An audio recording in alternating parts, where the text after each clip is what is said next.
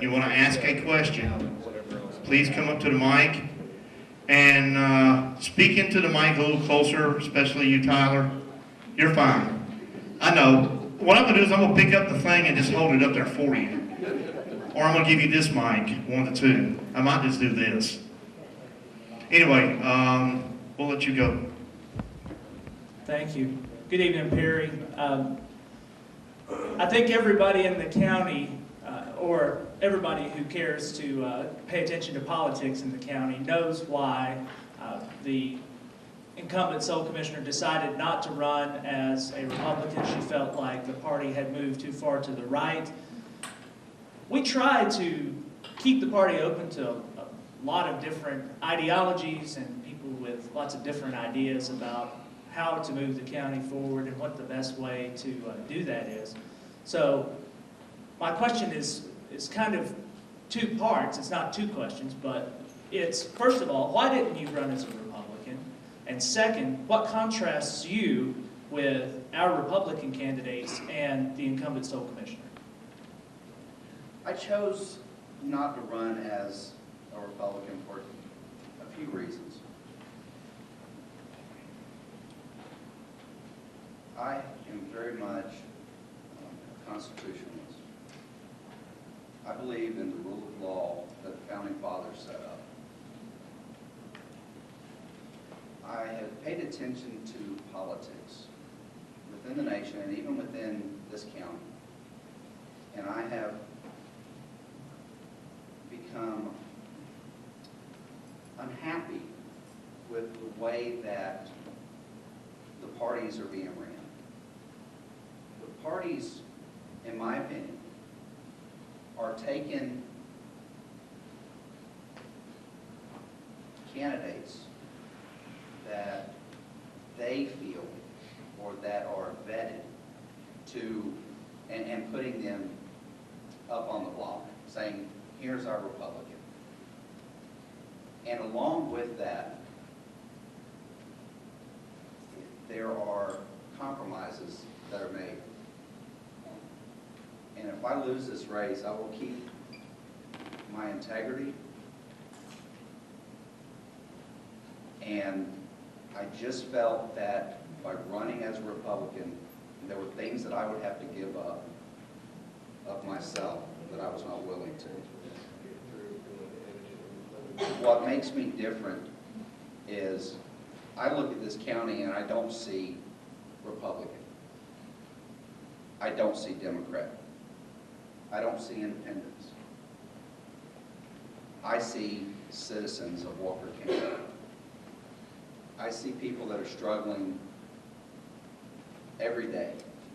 I've struggled myself. Anyone who's read my bio knows that I haven't had it easy. I've had to struggle my way all the way through life.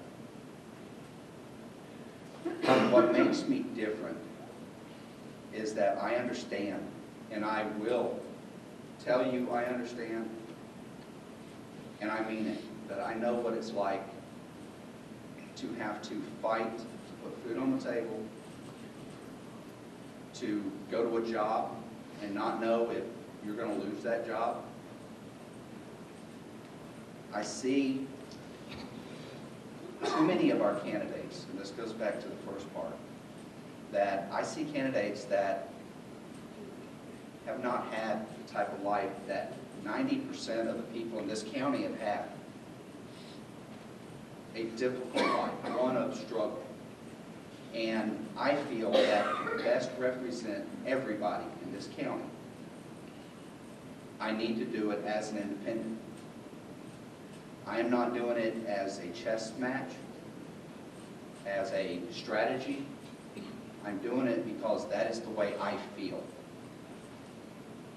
That I want to be the voice of everybody else, and I want every single person in this county to have a voice in how our government is ran.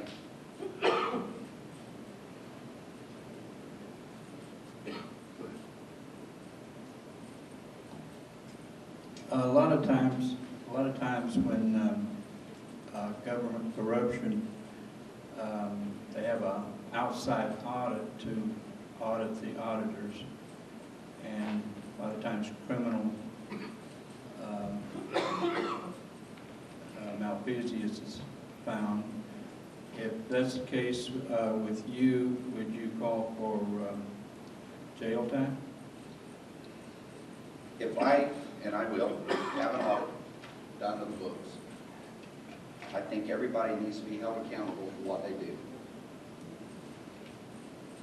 I've had to be held accountable for things that I've done in my life, personally, at work. Whoever has made decisions for this county, made them on good faith, because we, the voters, put those people in office. There will be an audit. And whatever that audit, whatever is found out in that audit will be turned over to the state. And it will be made public. I will not do anything behind closed doors. There will be transparency. I do not believe that government should say, I'm going to do this because it's best for you. It is the citizens of this county to tell me what is best for them. And it is my job to do what is best for them and what their voice has dictated for me to do. I'm not the dictator. This is not a power thing. But yes, if there is wrongdoing found in the books, then whoever has chose to lead that life or run the numbers, whatever, they have faced, their own judgment. I read, this is a stat, I did some research. In 2014, our millage rate in Walker County was 4.765. In 2015, the property taxes was raised to 8.725. Just a stat. I'm not saying for any particular candidate, but I don't vote in Walker County, but I pay Walker County taxes, and that's a huge step. Go ahead. Concerning the type of commission that we'll have, as a commissioner, would you strongly support keeping the sole commissioner or convert to a multi-commission? I will tell you exactly how I feel, because I'm not going to calculate, well, am I going to lose this vote or am I going to lose that vote? I have, and I always have, supported a board of commissioners. When you put one person in power, it's a dictatorship. Absolute power corrupts absolute. There needs to be checks and balances. That is the way our founding fathers set up our government, for everybody to be able to have a voice into what gets done, not one person telling people what needs to be done. That is what I would choose. It is up to the people of this county to vote. And whatever they vote, I will abide by. I don't want the power. I think the power has been abused from a sole commissioner. What type of board would I like? I still think that you need a manager, a county executive, to oversee districts, district commissioners. When I sit down and I do some figuring and I look at this and I look at these numbers, I feel you could probably have a fairly functional board with 4 and 1 executive that only got to vote or only could vote if there was a tie. Some people have said 7, 5, but 5 with or without. There are different ways. What I would do personally, if that is what the people voted, if they said we want a multiple board, I would go to many counties that are successful, and those would be my role models. That is how I will do things. I will make sure that history has shown that it has worked somewhere. And that is the way I will approach a problem or the board. Are there more questions for Mr. Glenn? Okay, we're going to go to Mr. Shannon Whitfield. Mr. Whitfield, if you were elected sole commissioner, what forms of communication would you use to communicate with the Walker County citizens, and how would you communicate those things to them? Okay, there's several things that's in my plan. Number one of the only jobs that I would be creating is a public relations communication director, for lack of terms. That term may get massaged into some different title. But we need a person on staff that their total focus is to communicate both internally and externally. And a person that handles the social media, handles the press releases, handles anything of request. If a citizen needs an open records request, I'm going to have a 6-month moratorium on charging people for those requests. So a communications person would be responsible for meeting with that person that's looking for that information, because a lot of times citizens don't know exactly what to ask for. They just know what they're looking for, or they're trailing something, but they don't know exactly the documents to ask for. So we're not going to play this cat and mouse game of, well, we know what you're looking for, but you just didn't say it the right way. We want a person that can say, here, let me help you, because especially early on, going in the first month, people are going to be wanting information that we probably need to know, because they're probably onto something, they've heard something, they've overseen some other conversation, and they're onto something that we want to be aware of. So it's very essential to be successful to have that communication person. Second, I will be setting up an advisory board that will represent all the citizens of each community. So we'll have multiple zones that will have a person that will be in each of those areas that will meet with me on a monthly basis to start with. And if we can work through our agenda, maybe try to get that to a bi-monthly basis, where those people coming to this meeting are a sounding board. They will tell me what they're hearing on the street, what you're calling into communicating to them. So we definitely want to have those people in the community, because Villanelle is much different from Rossville. Rossville's much different from Lookout Mountain. They're different communities. They're made up differently. And so every area is not going to have the same needs. And so we've got to have a board of people that's an advisory board, that's volunteers, that's willing to give of their time to come in and have input. And also we want to use them as a sounding board. So if we have an idea, or we have something that we want to move forward with, we'll show it to that group first, get their input, get their collaboration, and make sure that we're on the right track. There's strength in numbers. We need that collaboration. We need that feedback, so we know that we're making the right decisions before we go public with it. We'll have that board that can give us that input. You kind of took my second question, but I'm going to rephrase it just a little bit. If you were sole commissioner, would you implement a civilian board to handle issues involving the sheriff and other departments that need to be addressed for complaints against Walker County employees and other issues?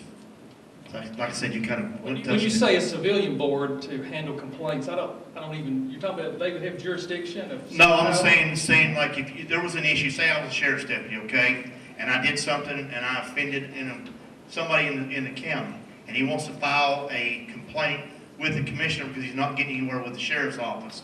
Would you have people that would be able to talk with this person and talk with the sheriff's department and try to work this issue out? Sort of like someone like you're talking about, as far as someone to represent like Bill and Al, if there's an issue, would that be the type of thing you're looking at, or would that come straight to it? Honestly, that's not anything that I've been approached with or given much thought to, but that may be something that could be brought into this advisory group. So we'd have to study and look at that, and maybe if there's other communities around that have done something similar where we're not trying to reinvent the wheel, if there's something that we can learn and implement, it may be something that has some value. We just have to see. Okay, thank you. One more. What do you plan to do with the industrial parks that are on here on Highway 27 that aren't full that we put a bunch of money into and that type of thing?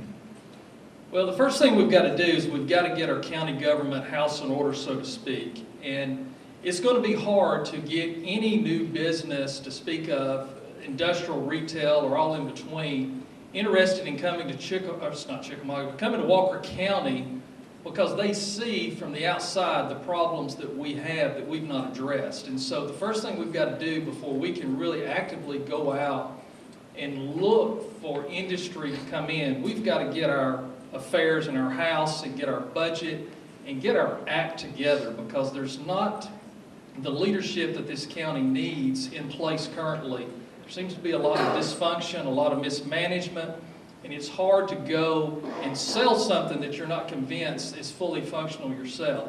And so we've got to get everything in the light. We've got to pull back the curtains and put the light on everything and expose everything that's going wrong. Walker County's probably going to have a couple of black eyes, so to speak, for a period of time, because we're probably going to find some things that's going to surprise us all that's been going on.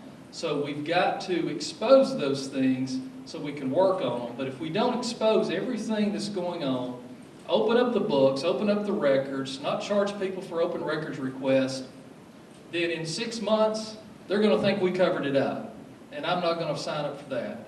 So I want to get everything exposed, get it out in the open so we all know where we stand, have some public meetings where we can have some dialogue of discussion, look at those solutions, get our house in order so we can move forward as a community. Tyler? I want to make sure everybody hears you, because you're an important part of this. We thank you. Thank you. Can you hear me? Yes. Can you guys hear me? Can you really hear me? Real quick, just on what the last thing is that you said there, Shannon. Obviously, you're talking about getting the house in order. You mentioned mismanagement. What to you is the most glaring example of mismanagement that's going on right now? Probably the thing that frustrates me the most is our county landfill. The last audit shows that the landfill lost a little over $654,000 in 1 year.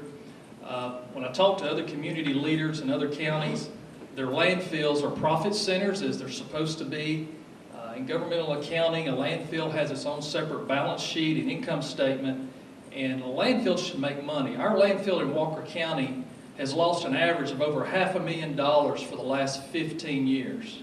And so when you start looking at why this is happening, you know, we're importing construction and demolition garbage into our county, and we're not making any money off of it versus the expenses that are being shown. So we've got an operational deficit. So what they're having to do in the county to offset that $654,000, they're having to take property tax money and put into that balance sheet, into that operation to offset those losses.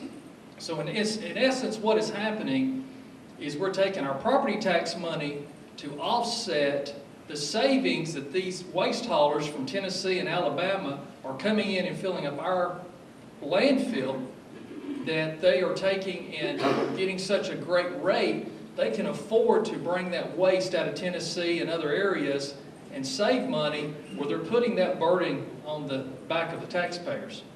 The other thing is our Mountain Cove Farms. Last audit that's published, it lost over $925,000 in 1 year. That's just mind-boggling to me that one single operation can have that type of operational loss in 1 year. So between those two, you're looking at about $1.5 million that should be able to be cleaned up and fixed, at least get headed on the right direction. But in particular, probably the most glaring is definitely going to be the landfill. On the landfill, how do you plan to fix it? Well, one thing, officially the landfill's only open 5 days a week. Technically, publicly, it's closed on Wednesday as an example. But these out-of-town waste haulers have the combination to the gate.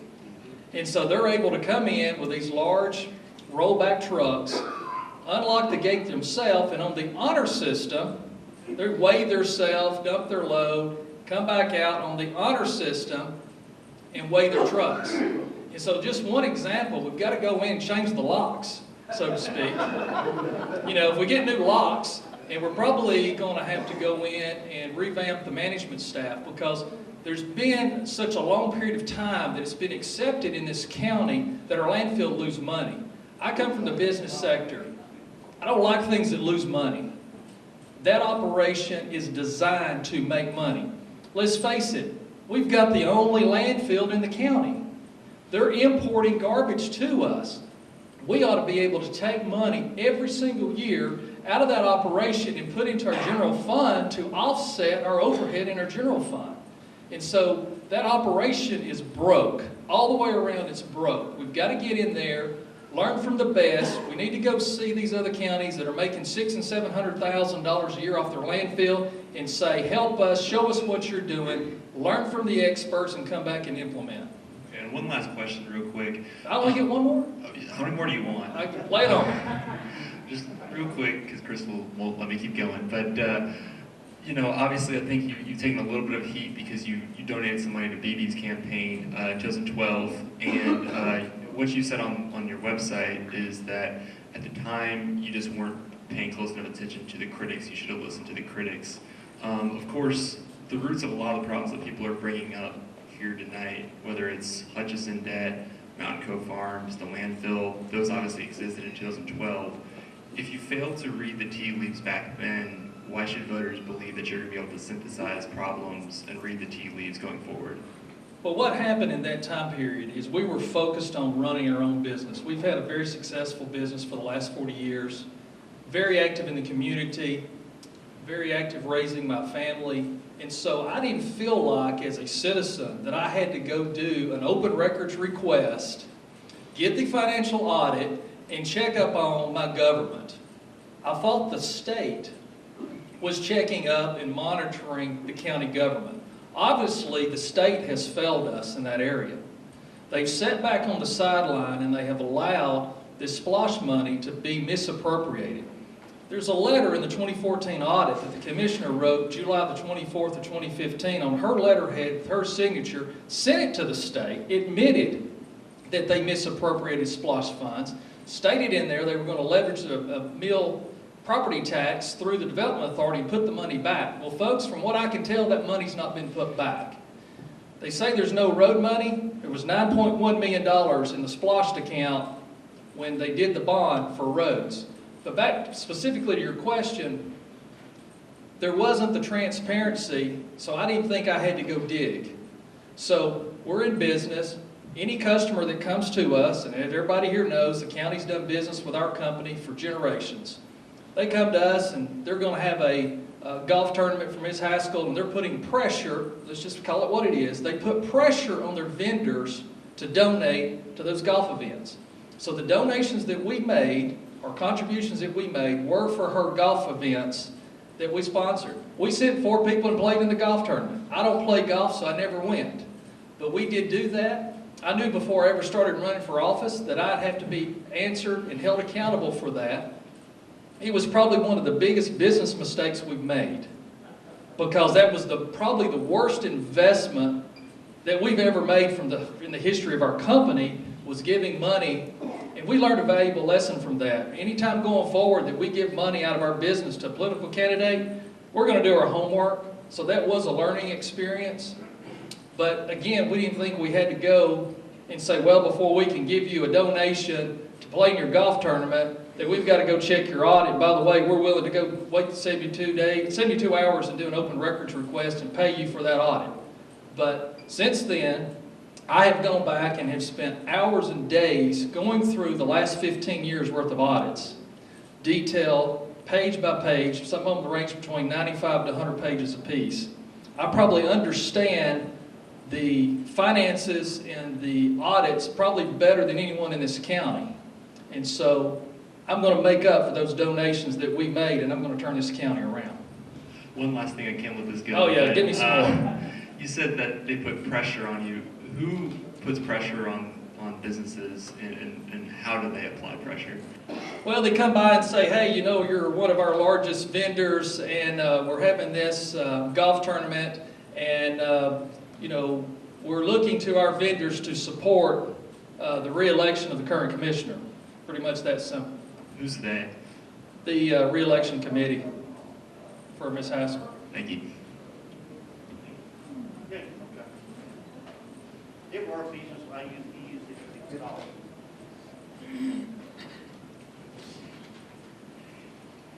Swanson. Clarification on your advisory committee. Yes. It sounds like you're in favor of a multiple commissioner program, or are you in favor of a single commissioner and the others reporting to you? Well, first of all, it's going to be on the ballot as an opinion. Everybody gets to vote on it. I don't control that process. As you know, it's a legislative process. Bottom line is, January 1 of 2017, somebody's got to take office. Someone has got to be able to go in and start addressing the problems day one. And so we don't have the luxury as a sole commissioner to sit back and say, well, do we want this form of government, that form of government, or when is this going to happen, or legislators going to get on board? It's going to be a 2 to 4 year process at the very fastest from what I've been told by the experts. And so day one, we've got to go in and get down to business and start the repairs to this county. So I can get that done much faster with a citizens advisory board to find out what's going on in the community, to save me the time from going to Rossville, going to Villanelle, going to these different places, trying to gather information. If I can bring the information to me, we can move much faster and make sure that we're making the right decisions by having that advisory board. As far as a sole commissioner or multi-board, it has not been a part of my platform because I don't have a real say as a sole commissioner or a candidate to change the form of government one way or the other. So I have purposely left that out of my platform because I wanted to focus on the things that a sole commissioner could have an impact on and could change as being the sole commissioner. And changing the form of government is just not one of those. And so that's the process of the people voting on that form of government, that it takes time to implement that. So I wanted to not let that be the focus of my campaign. Let others deal with that if they choose. But this community will decide what form of government they want, and that's what we need to get on with. And I'm tickled to death that it's on the ballot because I'm tired of people saying it ought to be one way or the other. I think it's time for people to vote. But if I was going to put that as part of my platform, I might as well have put casinos and marijuana in there as well. Because I can't affect either one of those either. But hey, if we're going to have a platform, might as well throw it in there. And I'm not for either one of those, by the way. But that's just as far as power of being able to change something. The sole commissioner or a multi-board commission cannot influence marijuana or casinos, and we don't need either one of them. Chattooga County, can you hear me? Yes, I can. Chattooga County, I'm from Chattooga County, and So you're from Chattooga County, right? yes, sir. Okay. We've also looked into a multi-board system. It's a little extra cost involved, but with that, you don't have a dictator running up big bills. And plus you have to find more than one good person in the county to run. Sole commissioner, you only have to find one good person. Walker County looks like they're gifted with 3 good candidates here. 3 out of 4 is pretty good. Thank you. Well, to your point, I think in part of this decision process, cost should not be the deciding factor. Either way, it should not be the deciding factor to stay sole commissioner because it's less expensive, and it should not be the deciding factor to go multi-board because it costs more. To me, when you're trying to figure out your best form of government, that's the last thing you need to figure out, because if you've got the best form of government, then ultimately everything's going to work out. But either form of government has its strengths and it has its weaknesses. And when you put them out on a paper and you kind of chart that and look at it, those strengths and weaknesses are pretty equal. Okay, it doesn't, when I look at it, and this is something I've spent a lot of time on because I knew this was going to be a big part of this campaign, even though it wasn't on my platform. I knew these questions were going to come, so I've studied this quite a bit.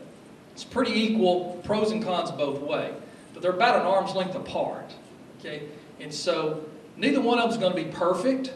So even if this county decides to change form of government, I think everybody needs to be prepared. It's going to be like a bad divorce, because we're going to have a lot of growing pains of change, which change is not always bad, But we still got the same problems, and now we've got multiple people trying to figure out what those solutions are to these big problems. And so it's going to be like a bad divorce because you still got to deal with the ex-partner and you still got kids involved. It's a bad divorce. Either way you look at it, if you're going from a multi-board to a sole, which has happened some in this state, either way you go, it's a bad divorce. But sometimes that may, sometimes you got to go through a divorce to get to the better part. But the thing that we've got to look at is who is the best person to start January 1, 2017. To me, this election is not about what form of government. What will take both of these type platforms, either a sole or multi-board, and levels the playing field across the board is transparency and accountability. And that's what I'm running on, is a transparency and accountability. And that's why I want a communications director to get things out there every day, make getting open records not a problem, have meetings in the evening, get the information to the people. And if somebody's asking the question, it needs to be answered and needs to give them data until they're satisfied with the answer. They may not agree with it, but get them the information. So go in day one and create the transparency and the accountability, have the meetings in the evening, and we'll be off to a good start. Good evening, Shannon. The question that's coming later, which is why are you a better Republican nominee or would be a better Republican nominee than your opponent? But before you answer that question, you've been attacked on social media, and this is kind of a follow-up to something that Tyler asked earlier, not only for donating to the high school campaign, but your company does business with the county and is the provider of services to the county. What would you say to your critics about that being any kind of potential conflict of interest or being a conflict of interest, and the other criticisms that you have on social media? You're often criticized for not answering questions that are asked to you. And what would you say to those critics who are criticizing you for not answering questions? Okay, let me take that kind of in reverse order. The core reason, and maybe I've not put this out there, but the core reason I have deliberately not answered certain questions is because I was controlling the timing of when I released information about my platform. I held a lot of information back until last Thursday night in the event that I had here, where we had this place wall to wall, had over 300 people here, had a packed house. And so it's creating that demand. People wanted to hear what my plan was, and so I wanted to get people here where I could not only tell them, but show them in a PowerPoint, have time for questions and have time for answers. So I deliberately held back and controlled the pace and controlled the movement of the data. So that was done on purpose. I'm not afraid to answer any question. As far as this county doing business with Whitfield Oil Company, it goes back multiple years. It goes all the way back, to several other administrations. There's several reasons why the county has continued to buy product from us over these years. Number one, we've got some ego involved. Let's just call it what it is. Whitfield Oil Company has an ego. We don't want to see our competitor across the street from us delivering to our county government. So how do we offset that? We take and we sell them at the lowest possible margin that we can to make sure nobody can beat our price. So when they go out shopping for bids, then we've got the best price. When Ms. Haskell found out that I was running for commissioner, what'd she do? She puts it all out for bid. What'd she find out? We still had the best price. So they continue to buy from us even after even after I put my campaign out there, had my kickoff event, and told them that I was running because I was saving the county money. Okay? So we make sure that we give them the lowest cost of goods. Yeah, it looks like a lot of money, and some of my critics, as you call them, I think it's a good word, have taken and they've done open records requests, and they put it out there, and they say, oh, this year they bought $1 million, and this year they bought this amount. But we deliver them the lowest cost of goods of anybody, and we had to pay for that product to get it there. And also, this county's in such bad shape that a lot of times when they would pay us, it would be a net 10-day invoice. It would be 60, 70 days before we got paid. So we, all of a sudden, end up with one of our highest credit risk customers being our county government. Since the first of the year, they started getting pressure due to the social media comments and all. So they started having us provide them a bid once a week, just like they would do other vendors. We provided a bid every single week. What they find out? We still had the lowest price. So they said, we want to bid 3 times a week. We started bidding that business 3 times a week. What happened? Our competitor got tired of getting beat, so they got in and bought 2 loads from Harmon Energy out of Chattanooga because they had a better price. That's free open market. That took a lot of pressure off me to see that Harmon truck over there, because then it doesn't look like that I'm controlling the whole situation, because I'm probably BB's worst. Well, anyway, she doesn't want me running because she knows I know how to run a business. And so, therefore, she doesn't really want to have to buy product from me. But let me tell you what happened about 4 weeks ago. All transport loads of fuel is net 10-day billing. They bought 2 loads from Harmon Energy out of Chattanooga. They called for that 3rd load. Harmon cut them off. The county had not paid their bill. They said, we're not bringing any more product. They sent one of their lower level people over to my office and said, hey, can you help us out? We're out of product. So I sit back and I go, you're out of product? What happened to your load from Harmon? They've cut us off. We didn't pay the bill. So what I did, I directed my operations man to find them a load of fuel. After he come back in my office and we got this worked out, and I showed the guy from the county that not only did they owe Harmon for loads, they owed me for a load prior to that. And he said, why did you do this? Why did you get them a load of product? Because they got a cheaper price somewhere else. I said, because it was the right thing to do. My dad taught me many years ago in business that being right is not always the right thing to do. But I didn't want to have to lay my head down on the pillow that night and worry about a major fire, a police incident, a high-speed chase, or the transit system being shut down, and Grandma's already out of her prescription blood pressure medicine, the transit bus doesn't run the next day, she doesn't get her prescription refilled, and Grandma has a stroke. So I rolled the dice to do the right thing. So being a candidate to run for commissioner and selling the county fuel, they're getting bids 3 times a week. If that's something y'all want to do some open records request on, go get the copies of the bids and see if they're buying from the lowest vendor or not. That's their decision. We give them a price by email. It's sent to Jeff Long 3 times a week, Monday, Wednesday, and Friday of every week. We've been doing it for several weeks now. They can buy wherever they want to. We've never had a contract with the county or any other government system or any of our customers that they're locked in to buy fuel or gas or any other products from us. They have free will. If I'm successful and become the commissioner of this county, I will do whatever state law mandates that I do to not have any conflicts of interest. I've not read the statute or the code. I've been focused on the election and focused on the here and now. But the county is such a small percentage of our gross profit that if the county business went away today, because we've already looked at this, I'm a numbers person, we've already studied this, it would have such a minimal impact on us that I wouldn't lose any sleep.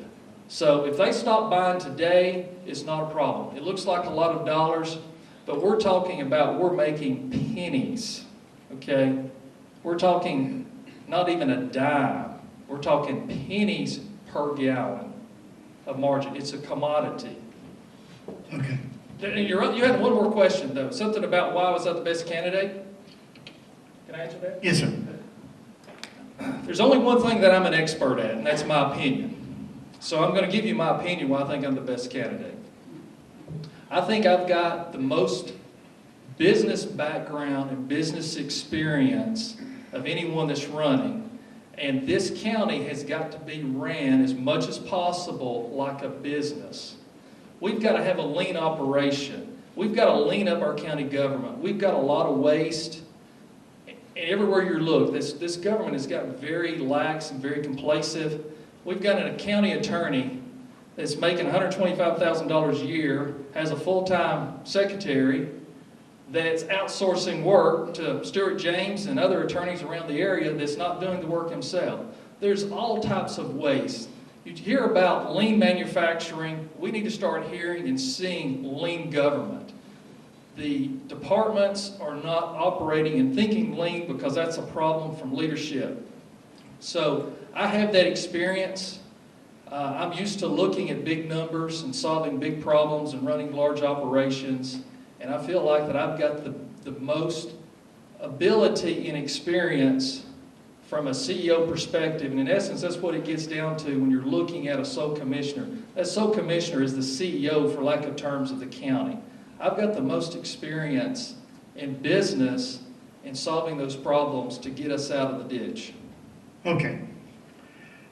I'm going to give one question to each candidate. You have exactly 2 minutes, period. And at that, because I need to give enough time so everybody has a closing statement. Mr. Thomas, you're elected state senator. How will you help Walker County get their library system back to full-time, Monday through Friday, where these kids can go read, have stories told, and we can go out there and get books? How will you do that? I understand the need for a library. I tell you, when I was the mayor of Trine, we had those budget discussions and talks quite often because a library isn't a fund-making project. You do not make money with a library. It's going to absorb money. But you just got to allocate money through the budgets to allow funding for libraries because they are a needed commodity for the exact same reasons for which you've stated. And you just have to go into legislature, allocate money and budget funds for a library to be able to keep it afloat. Okay. Mr. Perry, we have mental health issues every day. Mental health issues are everybody's life, everybody's family life. We're going to pretend you went to jail as an inmate and you have mental issues. This present sheriff's department doesn't have any access or doctors or whatever to deal with mental health issues because you're not acting like the other inmates because you have some issues. How will you implement a program for the sheriff's department so they can deal with inmates that have mental health issues? Well, the sheriff department would be Steve Wilson's responsibility. That's correct. But as commissioner, you could suggest and you could help him find programs, right? Mental issues. Schizophrenia. That's not my expertise. Okay. I mean, mental issues. We got hospitals, we got doctors, but Sheriff Wilson, I'm sure, addresses those issues. But that's far from construction and development as you can get, I think. Okay. Thank you. Mr. Lamb, how will you as sole commissioner go to improve the Lafayette Airport? The Lafayette Airport, I work with a bunch of surgeons that actually use the airport. Improving it is going to have to be done by, finding people that have made money on airports. I myself know a lot about flying, or this is what I know about flying. I can't do it, and the cost of what it's costing to run that is not something that we should be paying for. If we can make a profit on it, this is how I feel on everything in this and the government as it stands now. If we can make money, okay, we can keep it. But if we're losing money on anything, then we need to give it to private business. We have got companies in this county that have plenty of money to throw all over the place. Why don't they throw it instead of on special projects or their friends, or why don't they use it for the whole county? There's businessmen that know how to make money. Our government is not in the business to make money. Our government should not be run as a business because businesses make money. we should be running as lean as we can to save as much money as we can. Not to turn a profit, but to spend as little as possible. So as far as answering for the airport, I'm gonna have to look at the numbers, but more importantly, I'm gonna get someone with the knowledge that can look at those numbers and see if it's a money-making venture or if we're losing money. Okay. Mr. Whitfield, last question. Are you for term limits on the commissioner's position? Why or why not? I think term limits for any elected office would be a good thing. The challenge that we've got to implement term limits is we would have to open up our county charter. And in order to do that, you've got to send that charter back to the state legislation.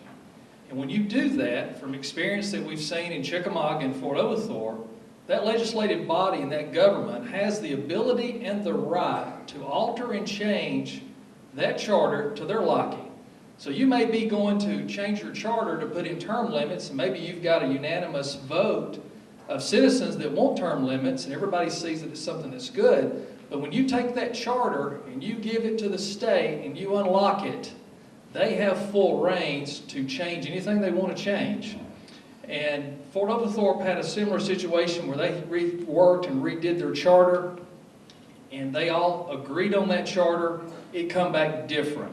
Chickamauga did the same thing. We had a unanimous vote, no dissension, 100%.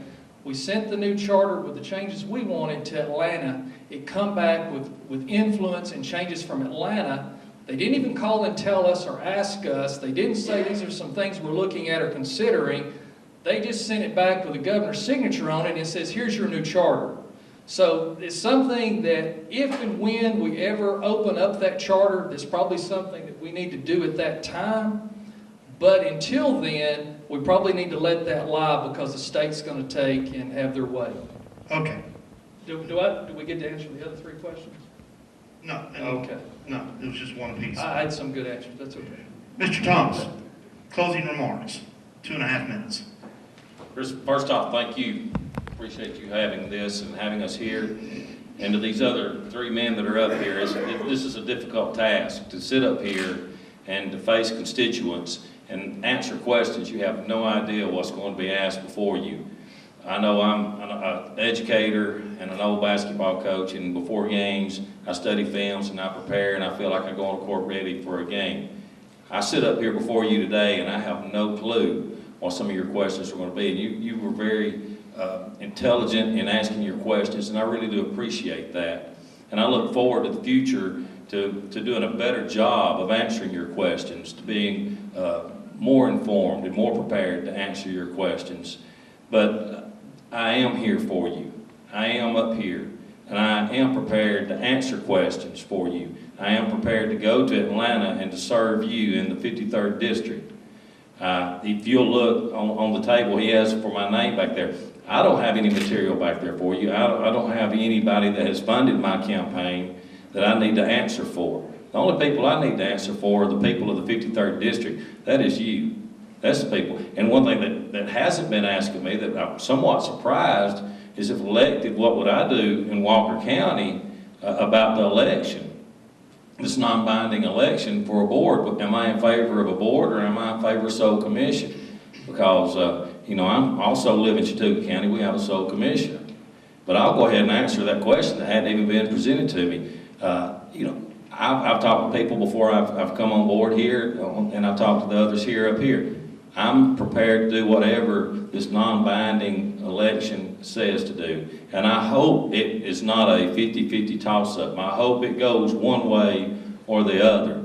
And if it goes toward a board, then I'm ready to get on that day one if elected and pursue that. But as it was mentioned, it's not going to happen overnight. It's not an easy task. There's going to be a lot of ways and means of going about this. And one of them would be meetings such as this to find out what the community here wants. How do you want to handle this? And what area do you want to approach this? And that, excuse me, I'm out of water. Can I get, yes, since he's not here. Thank you. But I'm here for you, as I said, and ready to answer your questions. Thank you. Mr. Pierce. Our Our county's lost its vision. well, the vision for the people. There's been a vision in this county, but it's not been for the taxpayer. Our taxes have been raised 85%. We have no standard in our county. We have a huge debt. We have no standard in our county. Mr. Roden has started over in Rossville some group of meetings that folks are wanting to stand up with a standard in our county. Nobody's going to want to come into our county if we don't even have any respect for our own properties. The properties that are being left abandoned, run down, are devaluating the properties that are next to them, where people, hardworking people, are putting their money into these properties and hoping to get good appraisals for these properties. We can't get those appraisals when we're looking at junk everywhere we look. We've got to have some kind of common decency. Catoosa County's getting the job done. They're proposing to close 3 trailer parks this year if they don't come into compliance. There's fines and fees that follow people that don't hold a standard. I know some folks can't afford it, and I know there's complicated, it's more complicated than just said. And I know that property owners have to be contacted, and some of them are out of town, and but with all the obstacles, mountains are made for climbing. You start somewhere. For heaven's sakes, Walker County, we got to start somewhere. Let's clean up the county. These folks, it will bring revenue to the county for the fines and the fees. Let's open up our properties to be a resource to the property owners so that their properties are worth something. And then when the surveyor comes out and he approaches the property, he gets paid. When a construction man comes out and starts his project, he gets paid. When the county comes out, they get paid. It's called growth. We need growth. And when the numbers are right, the businesses will come. Mr. Lamb. Again, I want to thank Mr. Plant for having this tonight. I also want to thank the people of this county for showing up and to listen to us talk about the issues. I know these issues are important to y'all. You know, for too many years, the people in this county have not had a voice. They've had no control over the direction of this county. It's time for a commissioner that will give that back to the people. I believe in the principles of the Constitution and the rule of law that our government should be run by. And in our county, in our country, that's not the way our government is being run anymore. In order to start the process of bringing this county back to financial stability, it's time for the people to vote for a commissioner that's not going to sit behind a desk and let their friends and their family or their business acquaintances control the direction. I like an old term that someone used one time. They said, you know, you're a road commissioner. You know, used to that was probably what they only were in control of, but I like it as the term of where my office would be. I feel like I need to be a road commissioner. I need to be out there connecting with the people of the county, watching the departments, working with the departments. I don't need to sit in an office and dictate, well, you need to do this and you need to do that. I need to be out there getting dirty and finding out what's not working right and figure out a way to make it work right. I'll work with every department. I'll find the ways to save money. I'll use that money to pay our debt. Until we pay our debt, there is not any industry that is going to look at us and think that we're a viable county and want to come in here. And none of this is a simple fix. Everything is going to take some time, but we can start from somewhere. We can start by learning how to save as much money as possible, be as efficient as we can, and quit giving our bids out to friends or business acquaintances or people that donated to our campaign.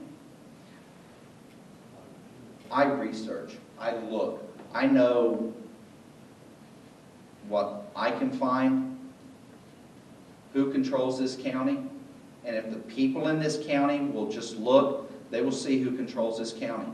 And if that's what you want, then the people of this county are going to have very few people that are dictating what is done in this county. And the majority of the people in this county are going to get left behind. I've personally talked with Mr. Whitfield.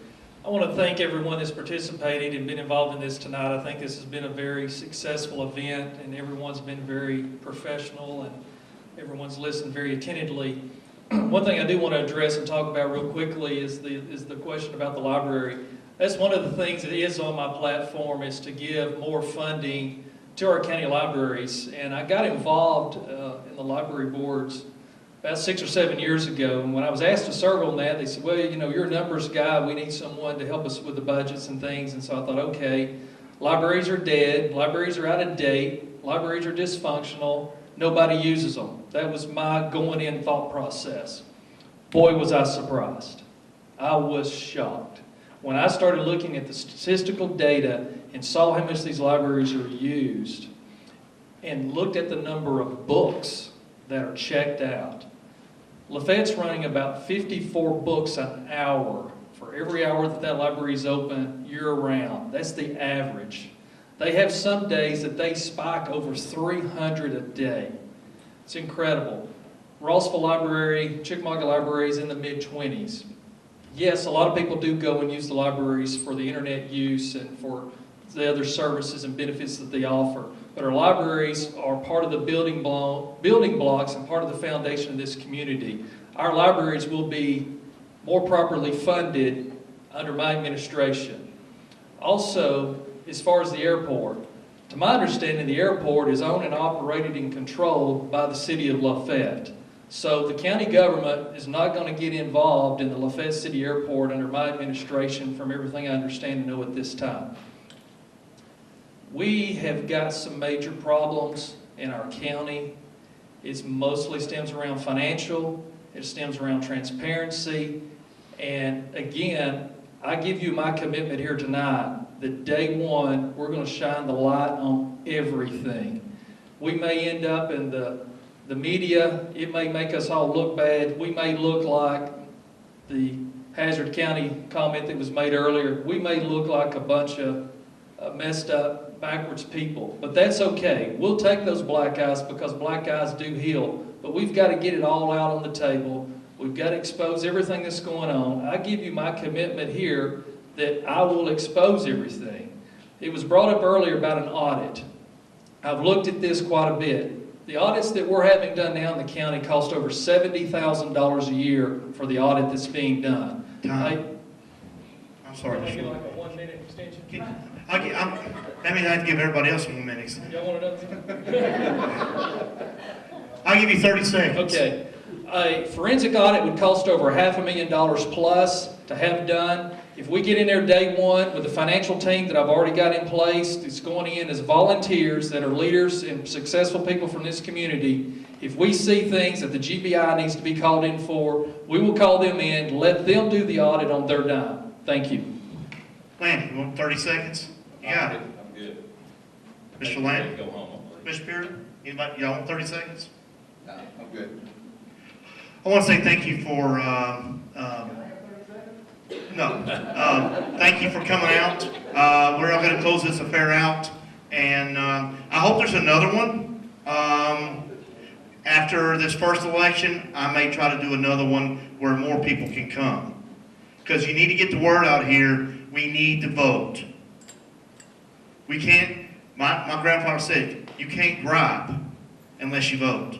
So vote. Thank you.